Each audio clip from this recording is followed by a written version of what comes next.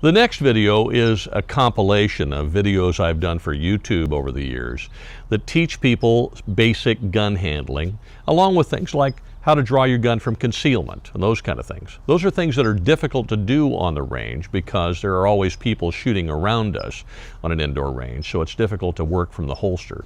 So I want you to be able to see these things so we can talk about them and I can answer questions about them when we get you on the range. So please pay attention to this video. It's going to teach you some very important basics and some very important advanced skills. I'm going to show you some different tricks about drawing your concealed carry handgun. Now today I'm going to show you with a snubby pistol, a little snubby 38, but it could be just about any handgun as long as it fits in the various spots I'm going to show you. One really handy place to carry a handgun, if you wish, is in your pocket, particularly if you happen to be in a hot part of the country. We're in California, so if you're in the southwestern states, you know it gets hot down here. Sometimes it gets ridiculously hot down here, and you really don't want to walk around with a jacket on. So you might be wearing cargo pants like I am right now, or cargo shorts and a t-shirt.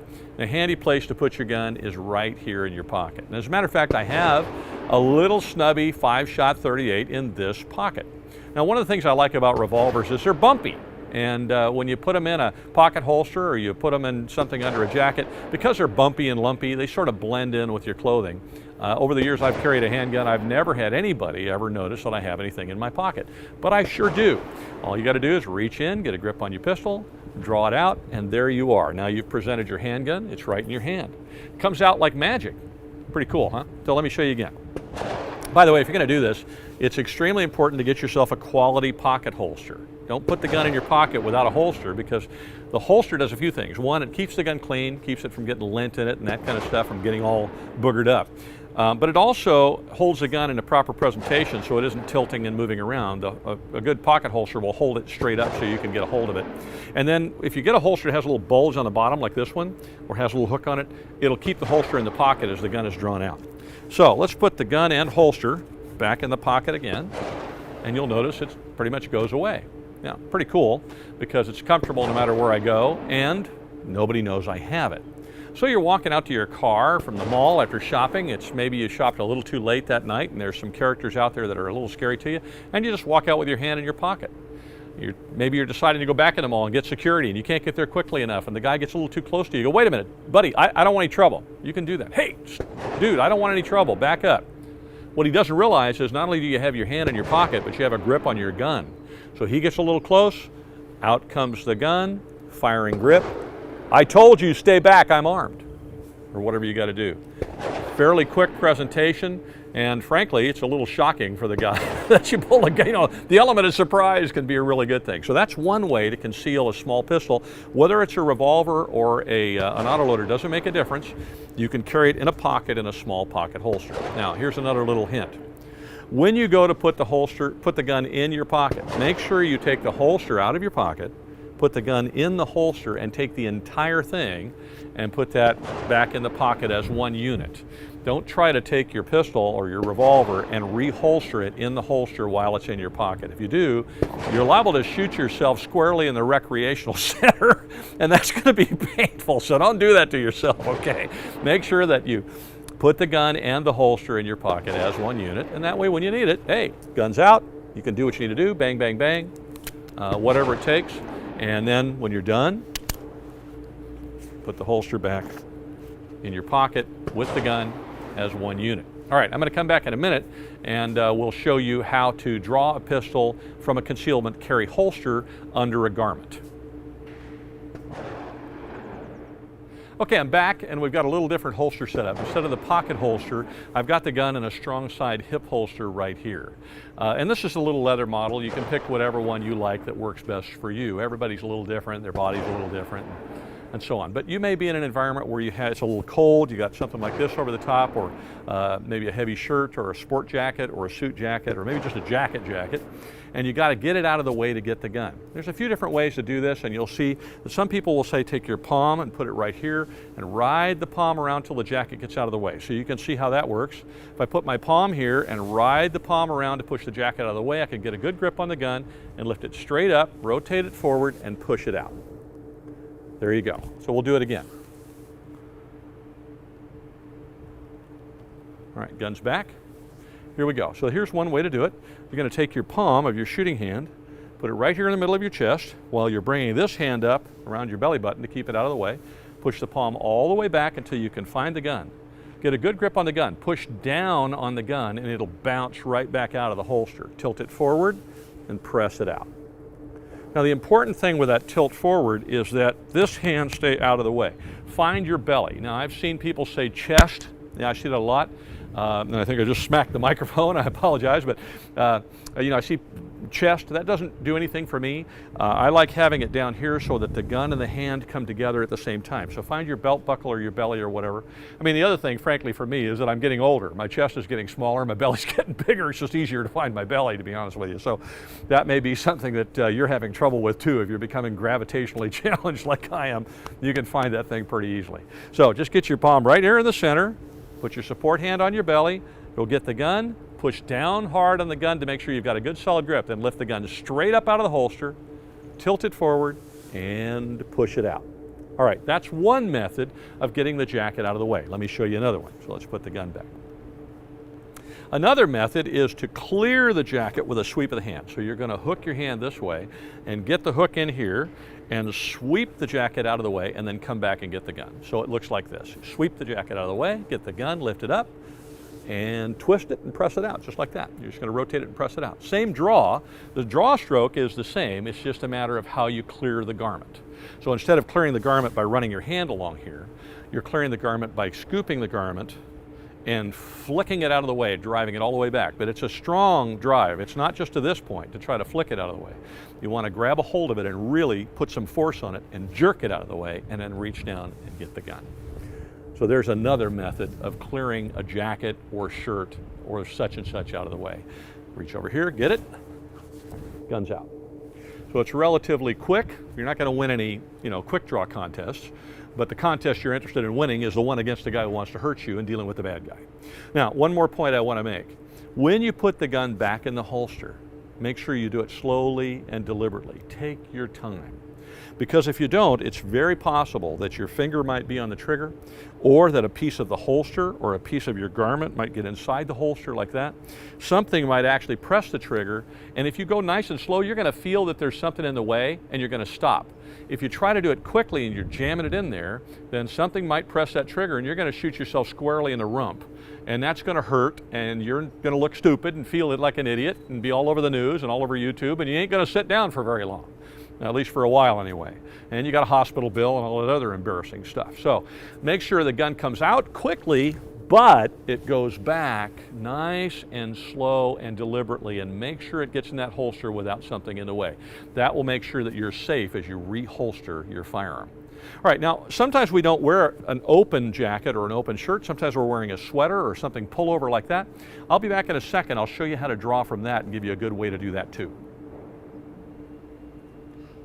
Now, as I mentioned, revolvers are kind of bumpy, so they're lumpy and bumpy, so they kind of blend in. You'll notice the gun is here, so you can see it, but you'll notice as I turn around and it's under this kind of a sweater or something along these lines on a cooler month or in a cooler part of the country, that it's not going to show up much. You can actually put it under a polo shirt if you have a polo shirt that's a little bit heavier, and it'll cover up under a polo shirt or a heavy t-shirt or anything like that when you have a little revolver like this, so it works pretty good. You can do the same thing with semi-autos, so you semi-auto folks, please don't send me hate mail. I do carry a semi-auto quite frequently too, but I carry this revolver a lot. And part of the reason I do is it's easy and light and it's bumpy. And so that's one of the reasons for it. Now, if you're wearing a garment like this, could be a hoodie, could be something like this, could be a shirt that you just have with the shirt tail hanging out over the top of it. You got to get it out of the way, but there's no opening for you to sweep out of the way. So there's a couple different ways to do this. One, I will tell you, if you can use both hands, is more positive and more reliable, but this hand may be busy, it might be injured, maybe you can't use it. If that's the case, then all you're going to do is grab the garment here, pull it all the way up out of the way, and then reach down and get the pistol and draw it out. So I'll do it again for you slowly. Again, we're putting the gun back slowly, as you may remember why, is we don't want to shoot ourselves in the butt. In this case, the gun is completely unloaded, so for the demonstration purposes, so there's no way I can shoot myself. Isn't that wonderful? I'm grateful for stuff like that. All right, so here we go again. All we're going to do is reach up, get the garment out of the way, grab the pistol, and bring it out. Now you'll notice that my support hand, again, comes back to my belly. If for some reason you have your hand out, maybe it's to say, hey, look, I don't want any trouble, I don't want any trouble, I don't want any trouble. that's fine. If you keep it out there, you can keep it out there. That'll fend off attacks or somebody trying to hit you with something. It's a good thing to have out there. But make sure when the gun comes out that you don't muzzle your fingers. Make sure that the gun, there's a separation between your gun and the hand as the gun comes out. You don't have your support hand in front of the gun. You don't want to muzzle your fingers, because in a nervous moment, very easy for you to shoot your fingers off. So we don't want to do that. So when you look at it from a camera angle, it may look as if I'm sweeping my fingers, but I'm not. My hand, as you can see, is quite a ways away from my gun hand. So as the gun comes up, if your hand is out here, just make sure that they meet without the muzzle covering your gun hand or your support hand. You don't want to shoot yourself. Better to, if you have to shoot anybody, make sure it's the bad guy. All right, now, if you happen to have two hands available, because this one isn't injured, you know, you're not trying to push a loved one out of the way or something, you got two hands available. Now, I'm going to stop right there and say, you got your cell phone in your hand. You know what? This hand is still available. Drop the phone and get the gun. You can always pick up the phone later. You got your latte you just spent $5 on. Drop the latte, get the gun. Always go back and get another latte, okay? So if it's in this hand and it isn't worth hanging on to, drop that sucker and get the gun. So here's another way to do that. I'm going to turn sideways a little bit so you can see it. This is really, really positive and it works really well. First thing is take both hands and grab the garment. Lift the garment straight off the gun, and then with your support hand, pull the garment across your body. That'll pull the garment off the gun and up against your body, and it also takes that support hand and positively moves it away from where the gun is. Then, again, push down on the gun to get a good grip. It bounces out of the holster, rotates forward, and look where your hand is. Your support hand is right here. You can meet it, and away you go. So a little faster, this is what that looks like. Again, I'll show you again slowly. Grab it, lift it up, get the gun, and off you go. But don't forget, one of the main movements is pull the garment across your body. Okay, so gun comes, here we go, sorry, gun comes up. Garment comes up, goes across your body, gun is out, and off you go. That's relatively quick, wouldn't you say? And I'm not really going the fastest I could go with it. I want to make sure you can see what I'm doing. And then when you put the gun away, make sure you put the gun away, as I said, slowly and deliberately, so that the gun is going away in the holster without risk of shooting yourself because you've got something in the way. One more time. Up and across, gun out. Now, I've had people say, well, that doesn't work very well because I have to use both hands, it's going to take more time. I think you just noticed that it's pretty darn quick. All right, there's one more concealment option that's fairly popular. It's a little difficult for me to do because I'm an old guy and I'm not all that limber anymore, but I'm going to show it to you anyway when I get back. There are many other options for carrying a gun concealed. I'm just going through a few here. Obviously there's shoulder holsters and there's purse holsters, and some of which I'm not going to go over today. We'll do another video about those later on. But the last one I want to show you now is somewhat popular. It's not terribly popular with me, and I'll tell you why. It's the ankle holster. That's great, and if you're young and you're agile and you're quick, and I'm none of those things, then you can bust down there and get that sucker, just like that. But what I've discovered as I've gotten older is that thing down there, that the older I get, the farther away that gets, and I can't get there very quickly. So I don't carry a gun this way, but you may choose to, and if it works for you, hey, that's great. Let me show you how to get to the gun. First of all, an ankle holster you want to have on your opposite side ankle. So if I'm right-handed, I've got it on the inside of my left ankle, and that's the proper place to put it. Over here on my right ankle is going to be hard for me to get, to reach around my ankle to get it, and so I wouldn't put it there. So you're going to want to buy a holster set up so that you can get to your opposite side ankle to the inside. And so all you have to do is step forward. This is where the agility comes in and the speed. So if I want the gun, I can't reach around and get it down here, it's down there. And the best way for me to do that is simply step forward, make a nice step forward, and drop down on one knee. And as I get down here, grab my pant leg and pull it up. Now you'll notice if I grab here, that doesn't work that well. So instead, I'm going to grab the pant leg all the way to the bottom and lift it off the gun. Now I've got the gun out of the holster, straight up and out. Let's do it again. I'll do it slowly for you so you can see it. Let's put the gun back. Now, one thing I didn't do, and I should have done, is wear pants with a little looser fitting cuff on the end. Makes it a little easier to get the gun.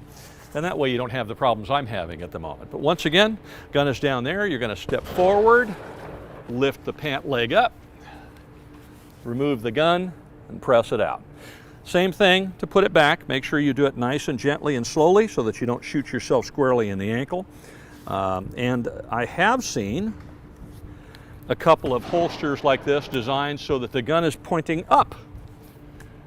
I don't particularly like guns pointed up at me, so I wouldn't carry one of those. I don't know why anybody would, but I have seen those a couple times. I don't advise those because I think it's better if the gun's going to be pointed at anything, let it be pointed at the edge of your shoe, not at your face, your knee, your groin. Again, we don't want to shoot ourselves in a recreational center.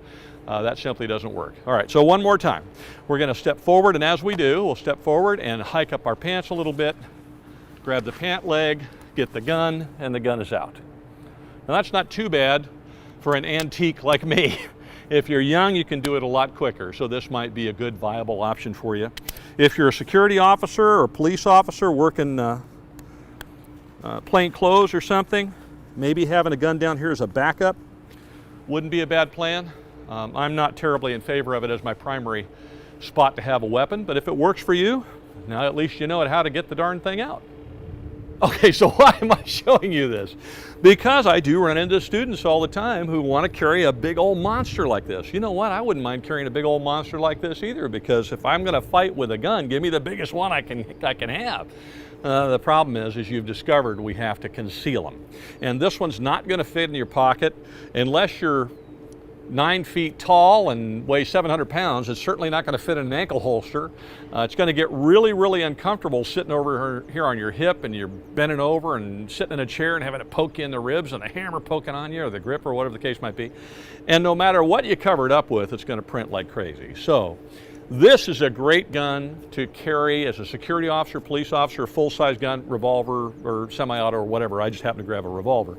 It's also a great type of gun, a full-size duty weapon for your home defense gun. But for personal defense while you're carrying it around in a concealed carry situation, get yourself an always gun, something that's small enough that you're always going to have it with you, that you have many concealment options for.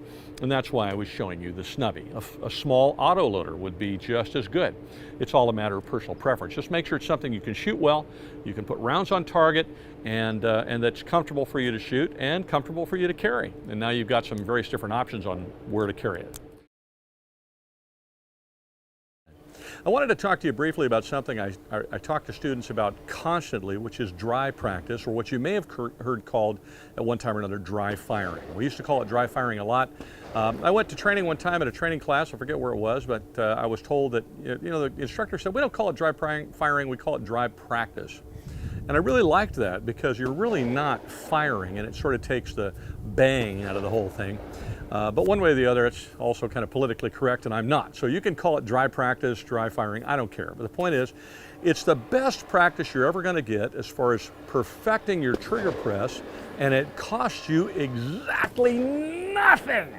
And there's nothing in the world that's free anymore, but there's one thing. It's called dry practice. As long as you own a firearm, you can practice with it dry. So here's how you do it, and I want to give you some simple parameters here if you want to do this at home. First of all, dry practice can be extremely dangerous if you're not 100% awake and paying attention and following these basic simple parameters. First of all, when you get your firearm out, make sure it's pointed in a safe direction, keep your finger off the trigger, and verify that that thing is 100% unloaded. If it's a semi-automatic handgun like this one, you want to look in the chamber. Stick your finger in there, go, yep, I can see that there's no ammunition in there. I can feel there's no ammunition in there. Look down the mag well. Yeah, I can see all the way through the gun. I can see there's no magazine in there. I'm going to look this way and stick my finger in there, my thumb in there.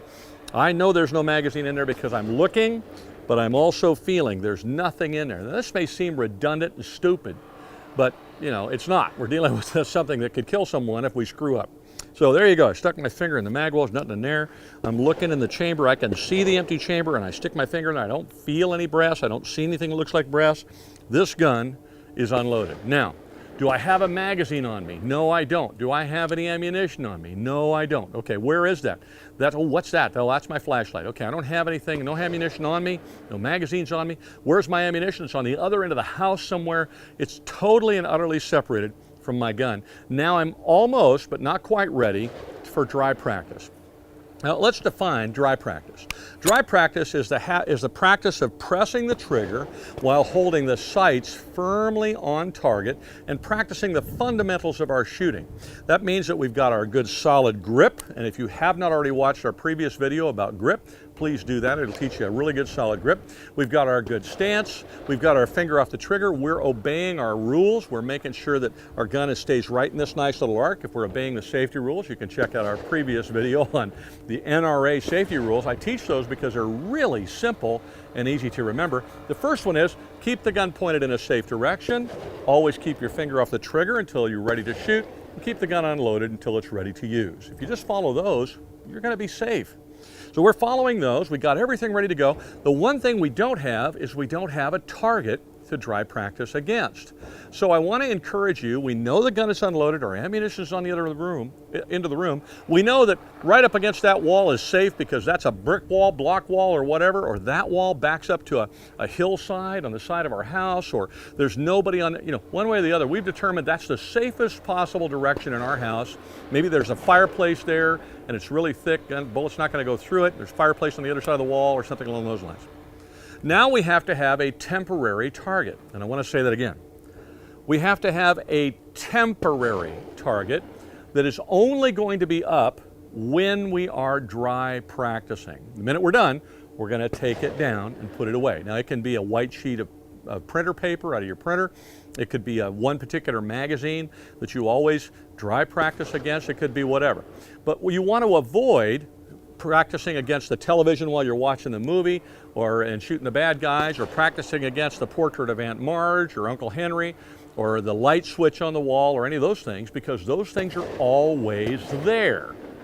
And what's happened in the past is concealed carry holder, police officer, security guard, or whatever, they're getting ready to leave the house and they're realizing, hey, they're about to walk out the door. Guns on them, they're loaded up and ready to go. They're about to walk out the door. They go, I got a few minutes. Let me get in a little bit of dry practice. And they draw out the gun because they've always been, aiming at that same thing, and it's always there. And they've been practicing up against that portrait of Aunt Marge for the last 5 years, dry practicing, and they don't think about it because they just do it absent-mindedly.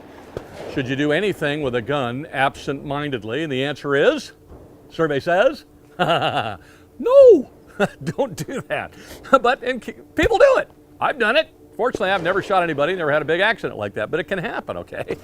So they draw out the gun, they think, well, I'll just take one more crack at a little dry practice here, and of course the gun is loaded, they're not thinking about it, and crack! They put a hole right through the portrait of Aunt Marge or Uncle Henry or through the light switch or whatever. Now, psychologically, if you start to do that and you look around and your temporary target, which is the only target you ever use for dry practice, is not anywhere in the room, all of a sudden that's going to remind you, whoa, what am I doing? Stop! Hit the brakes! Ah! No, I'm not going to do this because my target is not up. I'm not dry practicing. Let me look around real quick and see if anybody saw me be an idiot and act foolishly and take my gun out as I'm walking out the door. Nobody did. Hallelujah, my ego is safe. Aunt Marge is safe, Uncle Henry's safe, the light switch is safe, the television is safe, and I didn't put a hole through the wall. Hallelujah. Whew. I missed it. Okay, so that's why it's super, super important that you put up a temporary target, that you only put up when you're dry practicing. And I don't care when you stop, why you stop. If you're dry practicing or dry firing, whatever you want to call it, you're done because the phone rings. And now you're going to rack the slide and set the gun on the table, making sure it's unlocked, empty, there's nobody around it. You're going to grab your cell phone, take a call. You may take that call, but before you do it, make sure that gun is down and go take that target down and set it down. And then when you get off the call, if you want to dry practice some more, fine. Check that gun thoroughly again. Stick your finger in there, look through it, check everything. Make sure you have no ammunition on you anywhere. Now, the gun is safe. Take your target, put it back up. Now you can dry practice some more. Each and every time, go through that ritual, and you won't put any holes in your wall, and you won't accidentally hurt anybody, and you'll get some of the best practice you will ever get in your life pressing the trigger. Now, let's assume that we've done all of that.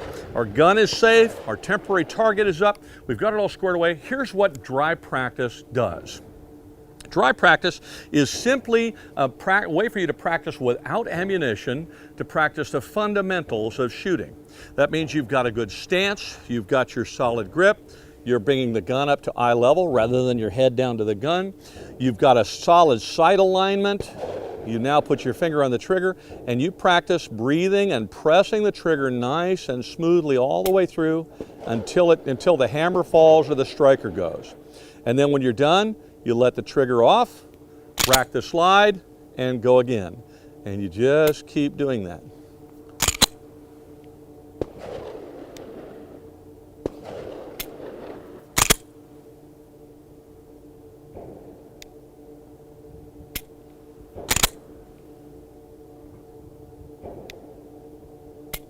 Now, I suggest that you do that for about 10 minutes and then stop, because your arms are going to get tired. You're holding a 2-pound gun out there or whatever. Your finger's going to get tired. It's hard to concentrate that long, at least if you're me. I don't know about maybe you. You got the power of concentration. I'm getting to be an old guy. I don't concentrate that well. But I suggest you do that for about 10 minutes. You do it 10 minutes a day. That's a lot of shooting practice. That's a lot of trigger time. Now, once you get good at that, and you get good at the process of pressing the trigger, letting it out, rack it, press the trigger, let it out, rack it, press the trigger, let it out, rack it, I suggest you start trapping the trigger. That is the action of pressing the trigger but holding it back. Press it, hold it back, rack it. Now let the trigger out slowly until you feel it reset, and then press it till it goes click, rack it.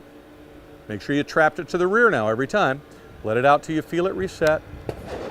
Press it, rack it, let it out till you feel it reset, and that's going to train you to trap your trigger and then feel the reset and get used to the reset on your gun. That will allow you to keep rounds on target more rapidly, shoot more rapidly, more accurately, and have a great trigger press each time. So the way that works is this. Racked my slide, here we go. My striker is cocked, I press, I trapped my trigger. Now I'm going to rack it again. I'm lining up my sights, I'm letting the trigger out just to the point where it resets. There it is. I press again, click. I trap my trigger. I go through the process each time, let it out till it resets, press, trap my trigger, and do it again. That's going to teach you the trigger reset on your gun. And that you can do very effectively with dry practice.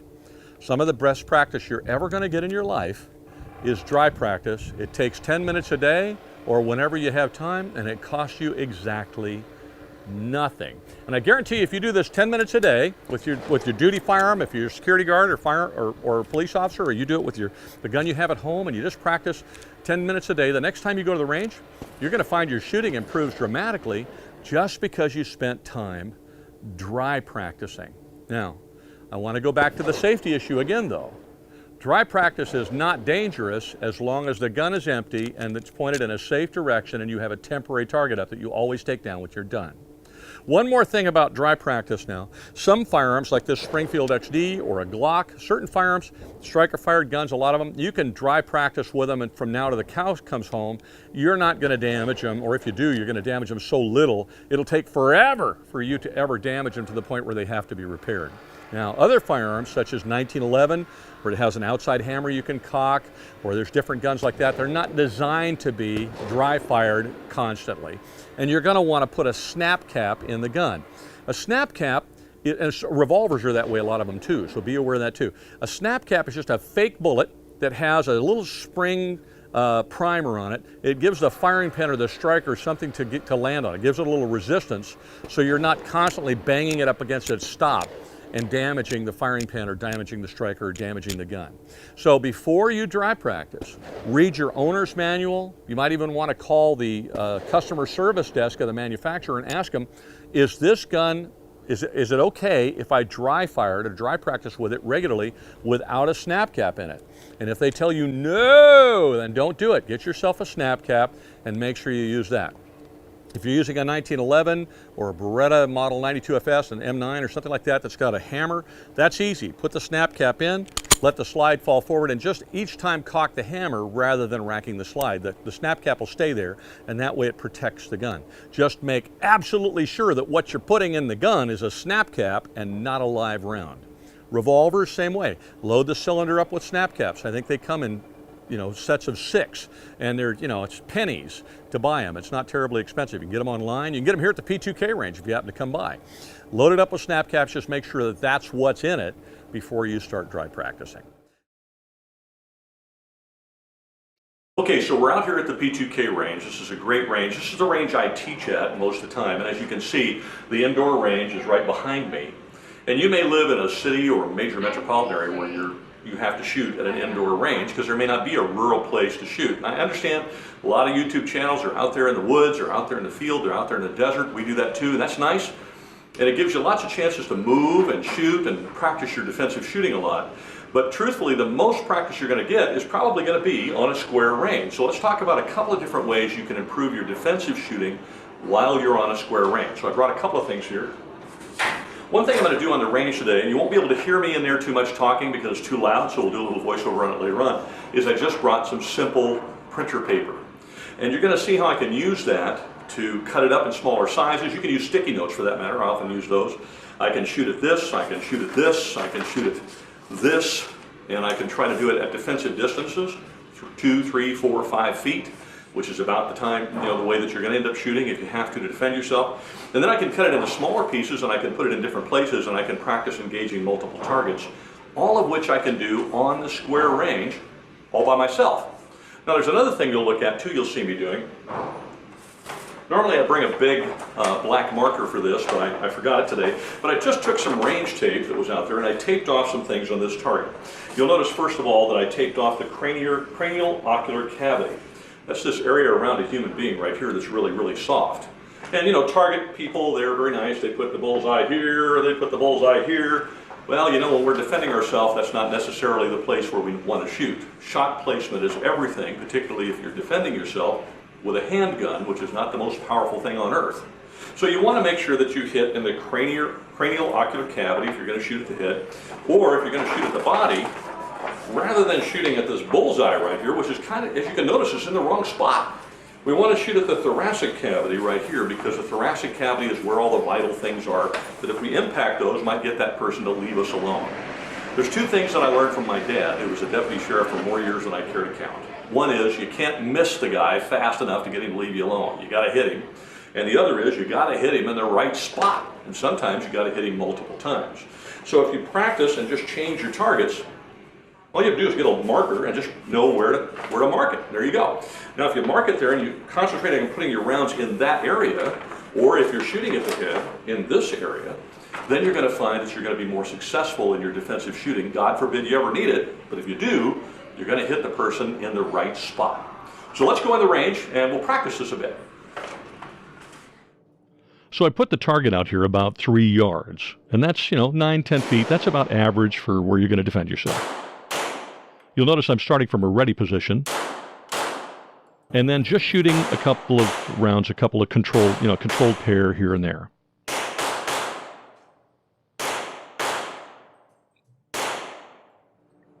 That was with a full sheet. Now I've cut the sheet in half, which represents that thoracic cavity. Once again, shooting controlled pairs.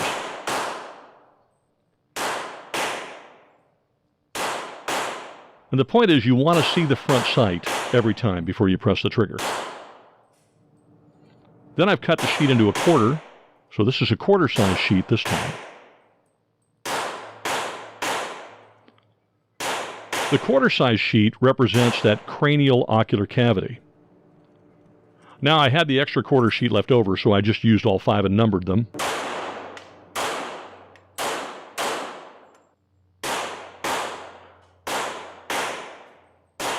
You could shoot them in any order and then mix it up, or have a buddy call them out, and then you can shoot them that way.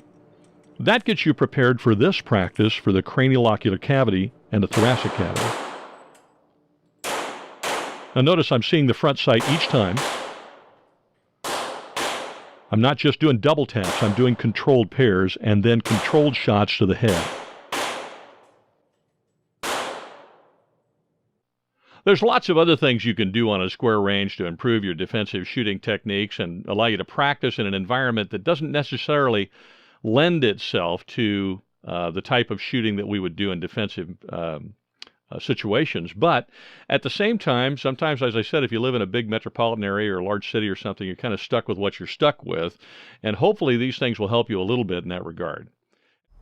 All right, I've officially videoed you to death. Hopefully it didn't kill you, and hopefully you learned something. Now you don't have to sit on a chair for hours and watch these things at the range. Now, when you get to the range, make sure that you bring all the paperwork the Sheriff's Department told you to bring. Make sure that you bring your ID. Make sure that you bring every firearm you're going to have on your permit, and also make sure that you bring or you're ready to buy at least 100 rounds per gun. Because we're going to shoot quite a bit, I want to have the time to be able to teach you, and you're going to need the ammunition with which to learn. I'll see you on the range.